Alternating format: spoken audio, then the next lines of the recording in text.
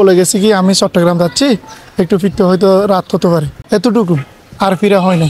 আমার এই যে ছেলেটা মরে গেছে, এই ছেলেটাকে অনেক কষ্ট মিলে ভাই, এই কিন্তু কোনো চেষ্টা করি ওকে মানুষ করছে। ও তো ওখানে ক্যাম্পের মধ্যে জব চাকরি করতো, ওর ওয়াইফ মারা গেছে আজকে প্রায় 20 দিন হয়ে গেছে। এরপরে চাকরিতে যায় না, ও একটু পরেশান হয়ে গেছে, দুর্বল হয়ে গেছে। ছোট ছোট 2টা বাচ্চা আছে, একটা হচ্ছে 6 মাস, একটা হচ্ছে 2.5 বছর। তো একটু চিন্তায় আছে, ও পরেশানির মধ্যে আছে। এরপরে মনে করো বন্ধু বান্ধব বলছে সবাই চলো একটু ঘুরিয়ে আসি দোস্ত, এরকম বলে ওরা বাইরে এসেছে। এরপরে মানে দেখছি যে আমি রাত 10টা বাজে গেছে, 12টা বাজে গেছে, এখন আসতে না। এরপর আমরা ঘুমাই গেছি।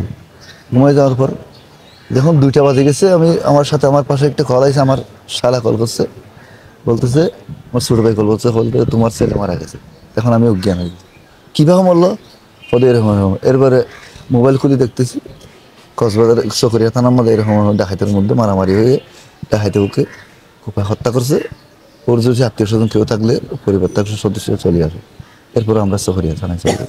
ওনার ওয়াইফও নাই, কি হয়েছে না হয়েছে এটা একটা পারিবারিক ভাবে বলতেও পারে নাই।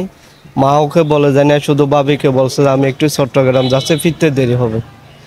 এখন বাকি তো আল্লাহ। কথা হচ্ছে আমাদের একটা আসামি গ্রেপ্তার হয়েছে, ওনাকে রিমান্ডপূর্বক জিজ্ঞাসাবাদ করে সঠিক তথ্যটা উৎপাদন করে আমাদেরকে জানানো হোক। ওইখানে একটা ডাকাত নাকি গ্রেপ্তার হয়েছে, আমরা চকরিয়া থানায় আছে।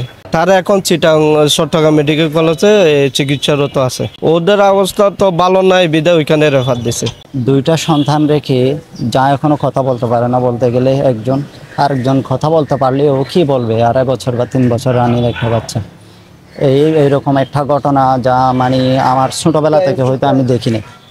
এত ছোট ছোট 2টা বাচ্চা অল্প সময়ে 22 দিন ব্যবধানে বাবা মা দুজনকে হারাবে। ছোটো ভাইয়ের বাচ্চা কাচ্চা 2টা আছে, 2টা আমার ওয়াইফের কাছে থাকে। ওয়াইফেরও বলে গেছি কি আমি চট্টগ্রাম যাচ্ছি, একটু ফিরতে হয়তো রাত হতে পারে, এতটুকু, আর ফিরা হয় না। না ফিরা দেশে চলে গেছে আর কি। শুনতেছি রাতের 12টা 12:30 দিয়ে শুনতেছি, নিউজে দেখতেছি বন্ধুবান্ধব ফোন দিচ্ছে তোমার ভাই দুনিয়া থেকে চলে গেছে।